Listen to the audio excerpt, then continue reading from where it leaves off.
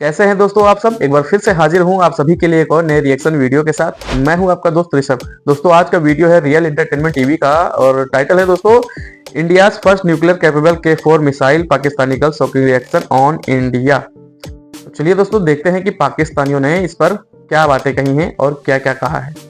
India से एक बड़ी खबर है कि न्यूक्लियर कैपेबल K4 मिसाइल उन्होंने अपने न्यूक्लियर सबमरीन से टेस्ट किया है। इसके ऊपर भी बात करेंगे। अस्सलाम वालेकुम अंबर जी, कैसी हैं आप? वालेकुम अस्सलाम, मैं बिल्कुल ठीक हूँ, आप कैसे हैं? मैं भी ठीक ठाक। सबसे पहले पाकिस्तान की मौजूदा सूरत पे तो बात करेंगे। सबसे पहले ये बताएंगे, बड़ी खबर ये आ रही है, हिस्ट्री में पहली दफा ऐसा हुआ है कि इंडिया ने न्यूक्लियर कैपेबल K4 मिसाइल जो है अपने न्यूक्लियर सबमरीन से टेस्ट किया है। क्या कहना चाहेंगे इसके ऊपर? नो डाउट ये बहुत बड़ी अचीवमेंट है। हाँ। बहुत बड़ी अचीवमेंट है, लेकिन इंडिया के लिए ये नई बात नहीं है। इंडिया के लिए ये रूटीन की बात है। हम हर रोज सुनते हैं, हर दूसरे दिन सुनते हैं कि इंडिया में जो है टेस्ट हुआ है, हाँ। टेक्नोलॉजी के ऊपर काम हुआ है, कोई ना कोई अचीवमेंट हुई है। हम हर रोज सुनते हैं, ठीक है। अगर तो आप कंपैरिजन की बात करने लगे हैं नहीं, तो बिल्कुल ना कीजिएगा, बिल्कुल नहीं बनता। अच्छा, कंपैरिजन नहीं बनता। हाँ, यहाँ पे सीखना बनता है। ठीक है। हर दूसरे दिन हम सुनते हैं, दुनिया में खबर चलती है कि इंडिया जो है उसमें टेस्ट हो रहा है, ठीक है। और पाकिस्तान में प्रोटेस्ट हो रहा है। अच्छा, हर यानी दूसरे चौथे दिन पाकिस्तान में प्रोटेस्ट, यही सूरत हाल है। यानी उधर इंडिया में टेस्ट हो रहे हैं, हाँ। उधर टेक्नोलॉजी पे काम हो रहा है और इधर प्रोटेस्ट हो रहे हैं। ठीक है। पूरी दुनिया में खबर चलती है, इंडिया में प्रोटेस्ट हुआ है, हाँ। ठीक है। उन्होंने ये अचीवमेंट किया है, उन्होंने न्यूक्लियर मिसाइल टेस्ट किया, उन्होंने ये किया वो किया, और इधर प्रोटेस्ट होता है। पूरी दुनिया में खबर चलती है, इस्लामाबाद में इतने लोग मारे गए हैं, बलूचिस्तान में इतने लोग मारे गए हैं। ठीक है। शर्म की बात है ये हमारे लिए, और ये वो मकाम है कि जहाँ पे हम कंपैरिजन को, मुकाबलेबाजी को छोड़ के ना हम उनसे सीखें। लेकिन सीखें भी कैसे जब हमारी सोच सीखने की बजाय इल्जाम लगाने पे होगी, या मतलब पाकिस्तान में जो कुछ भी होता है हम यही कह देंगे कि ये उसने करवा दिया, इसने। ऐसी सिचुएशन में हम सीख सकते हैं? बिल्कुल, आपने मेरे मुंह की बात छीन ली है। पहली बात, ये कंपैरिजन नहीं बनता, हमारा सीखना बनता है। ठीक और है। दूसरी बात, हम क्यों सीखेंगे?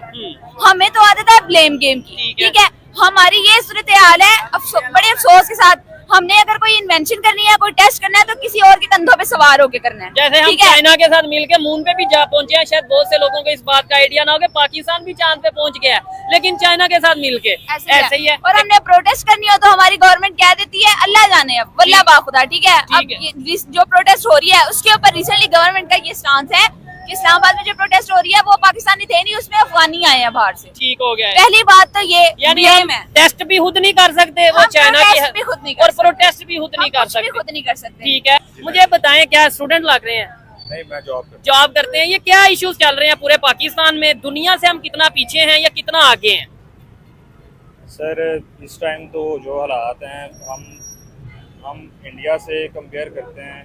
कंपैरिजन अब हम करते ही नहीं, क्योंकि हमारा कंपैरिजन वो भी बनता भी नहीं है, वो हमें इस काबिल भी नहीं अब समझते कि ठीक है। नहीं, ये उनके काबिल समझने की बात नहीं है। हमें आप खुद देखें ना, आप खुद देखें उनकी तरफ हर दूसरे दिन क्या हो रहा है। उनकी तरफ डेवलप, वो रिलेशनशिप्स बिल्ड कर रहे हैं, वो एक्सपेरिमेंट्स कर रहे हैं, वो इन्वेंशंस कर रहे हैं। ठीक है। हम अपने मसलों से नहीं निकल पा रहे, हम अपनी रोटी नहीं पूरी कर पा रहे। कंपैरिजन होता है तो बराबर लोग जो आपस में चल रहे होते हैं, ऐसे नहीं होता। अगर आपका और मेरा स्टेटस फर्ज कर लें, आपकी और मेरी एजुकेशन बराबर है, तो मेरी मर्जी से तो हमारा कंपैरिजन नहीं ना होगा। हमारा ऑटोमेटिकली पता चल जाएगा कि दोनों एक लेवल पे हैं। दोनों एक लेवल में, कौन कितना पानी में है। अगर हम उस कैटेगरी में फॉल ही नहीं कर रहे, इस टाइम हमारे जो बेसिक इश्यूज हैं वो ही नहीं हम सॉल्व कर पा रहे। जैसे अगर बलूचिस्तान की बात करें, अभी वहाँ पे वो बहुत सी ऐसी ऑर्गेनाइजेशन है जो ये कह रही है कि भाई बलूचिस्तान को अगर आप नहीं संभाल सकते तो हमें आप अलहदा कर दें।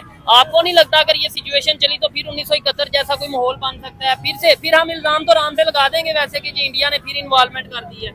हमारे लिए यही काम आसान है, पीछे ले दे के बच के जाता है। हाँ। ले दे के ये इल्जाम बचता है, लेकिन फिर वही बात है, डेवलपमेंट, एजुकेशन, हेल्थ, इनकी तो हम तब बात करें ना जब अमन कायम हो। अच्छा। इंडिया अगर आगे है, दूसरे ममालिक अगर आगे हैं, उसकी वजह पता है क्या है? डेवलपमेंट के लिए जो बेसिक नीड है ना, वो आपकी बाउंड्रीज के अंदर पीस का होना बहुत जरूरी हाँ, है। ये चीज ਤੁਹਾਡਾ ਢਿੱਡ ਭਰਿਆ ਹੋਏ, ਤੁਸੀਂ महफूज होवो, ਤਾਂ ही ਤੁਸੀਂ दुनिया ਦੇ ਨਾਲ टुर सकते हो। ओहो, ये एक नया टॉपिक स्टार्ट कर दिया कि जब आपको भूख ना हो उतनी, मतलब आपने पेट भर के खाना खाया और फिर आप सोचेंगे हाँ भाई मैंने आगे जाना है, मैंने टेक्नोलॉजी की तरफ जाना है। अच्छा, अब आप ही इसको एक्सप्लेन करें। मेरी बात सुने, रोटी पूरी नहीं हो रही। इधर आ जाए आप अंकल, इधर आ जाए। अच्छा, रोटी पूरी नहीं हो रही, बेसिक नीड्स पूरी नहीं हो रही, उनके पास छत नहीं है, उनके पास मतलब एक सेहत की फैसिलिटीज नहीं है, ठीक ठीक है। तो किसका दिल करता है अपने घर के अंदर कोई शख्स रहता हो, उसको टाइम पे खाना मिलता हो, उसकी जरूरियात पूरी हो, वो शोर डालता है कोई भी बंदा? ठीक है, कोई भी बंदा नहीं डालता। बलोचियों का घर नहीं है पाकिस्तान, बिल्कुल है, खैबर पख्तूनख्वा का घर नहीं है पाकिस्तान। है।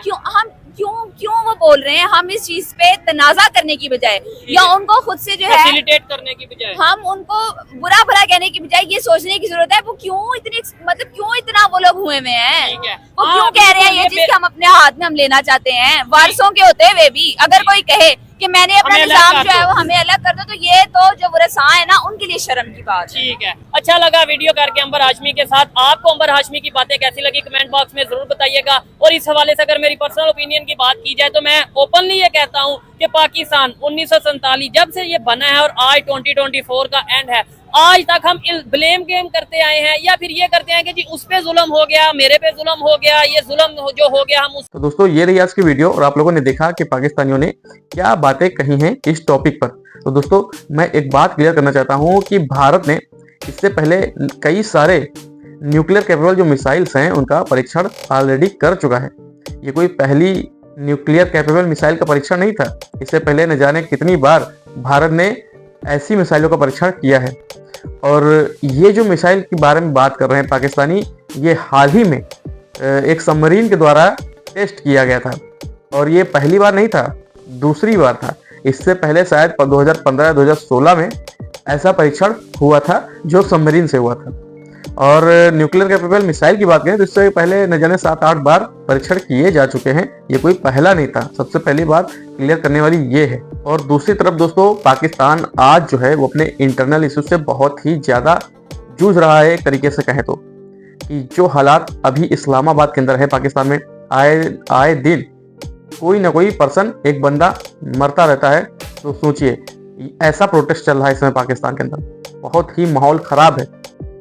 और पाकिस्तान के तो कुछ ज्ञानी लोग हैं जो ये भी बोल चुके हैं इस बात पर कि पाकिस्तान जो है वो चांद पर पहुंच चुका है, क्योंकि पाकिस्तान के झंडे में ही चांद है, तो चांद पर जाने की क्या जरूरत है। और जो थोड़ा बहुत बचा था वो चाइना के साथ ने पाकिस्तान को डुबो दिया, भारी भरकम योजनाएं लेके आया, बहुत ऑफर का लालच दिया, अपना काम निकाला, पाकिस्तान की आवाम का पैसा डुबाया और फिर बीच रास्ते में ही छोड़कर चला गया। या तब भी इन लोगों को समझ में नहीं आता है कि कौन सही है कौन गलत। क्योंकि दोस्तों पूरी दुनिया में पाकिस्तान ही एक ऐसा मुल्क है जो चाइना का सपोर्ट करता है, खुलकर सपोर्ट करता है और हर नजरिए से चाइना का साथ देता है। तो साथ देना कोई अच्छी बात नहीं है, लेकिन आपको इतना तो मालूम होना चाहिए कि कौन किसके लायक है। अब पाकिस्तान है, जब इसको जरूरत पड़ती है तब ये चाइना के पास जाता है और कटोरा लेके जाता है भीख मांगने। तब चाइना किसी न किसी बड़े अमाउंट का वादा करके, अमाउंट देता तो है लेकिन एक जाल में फंसाता है। ये पाकिस्तानी नहीं समझते हैं, पाकिस्तान की गवर्नमेंट नहीं समझती। उन्हें पैसा तो देता है लेकिन बहुत बड़े साजिश का, अंदरूनी साजिश का, जिसे पाकिस्तान को अंदाजा नहीं होता है, उसमें दस्तखत करवा लेता है। न जाने कितने देश आज चाइना के इस लोन ऑफर के चक्कर में फंसे हुए हैं और आज तक वो उबर नहीं पाए हैं। अब आप समझिए कि पाकिस्तान इसी जाल में फंसता जा रहा है और एक न एक दिन पाकिस्तान की न जाने कितनी जमीन, पाकिस्तान की न जाने कितनी लैंड चाइना उस पर कब्जा कर सकता है। अब रही बात पाकिस्तान के इंटरनल इशू की, कि जिस तरीके से पाकिस्तान में बवाल मचे हुए हैं, प्रोटेस्ट हो रहे हैं, आए दिन लोग मारे जा रहे हैं, तो ये बहुत ही गंभीर विषय है पाकिस्तान के अंदर। क्योंकि पाकिस्तान अपनी छवि दुनिया के सामने एक पीसफुल कंट्री के लिए बनाए रखने के लिए जुटा रहता है, जतन किया करता है। उसके बावजूद ऐसी चीजें अगर पाकिस्तान के अंदर हो रही हैं, हाल ही में भी न्यूज आई थी कि श्रीलंका के अंडर 19 टीम जो है वो इसके मद्देनजर रखते हुए, सेफ्टी को मद्देनजर रखते हुए वो बीच में ही दौरा छोड़कर अपनी कंट्री श्रीलंका वापस आ गई है। अब सोचिए कि ये सिक्योरिटी पर पाकिस्तान के कितना बड़ा तमाचा है एक तरीके से। और पाकिस्तान वही मुल्क है जिसे आईसीसी ने जिम्मेदारी सौंपी है 2025 के चैंपियन ट्रॉफी कराने की, जिसे पाकिस्तान फूले नहीं समा रहा है। और दूसरी तरफ वो अपनी सिक्योरिटी पर लगाम नहीं लगा पा रहा, ध्यान नहीं दे पा रहा है कि जिस तरीके से चीजें हो रही हैं पाकिस्तान के अंदर। तो क्या इसी माहौल में चैंपियन ट्रॉफी जैसे क्रिकेट के बड़े टूर्नामेंट कराए जा सकते हैं? क्या ऐसे ही माहौल में जहां पर श्रीलंका के अंडर 19 टीम सेफ महसूस नहीं कर रही है, उस कंट्री में बड़ी बड़ी टीमें जब आएंगी, बड़ी बड़ी क्रिकेट की टीमें आएंगी, तो क्या वो सेफ महसूस करेंगी? या वो कंट्री जो है वो अपनी टीम्स के मेंबर्स को, अपनी टीमों को भेजेंगे पाकिस्तान? ये बहुत बड़ा सवाल है। तो चलिए दोस्तों, आने वाले समय में क्या होता है आप लोगों को इस चैनल पर जरूर पता चलेगा। इसी प्रकार अपना प्यार हमारे चैनल पर बनाए रखें। मिलता हूं ऐसे ही किसी एक और नए रिएक्शन वीडियो में। तब तक के लिए आप सभी अपना बहुत ख्याल रखिए। नमस्कार।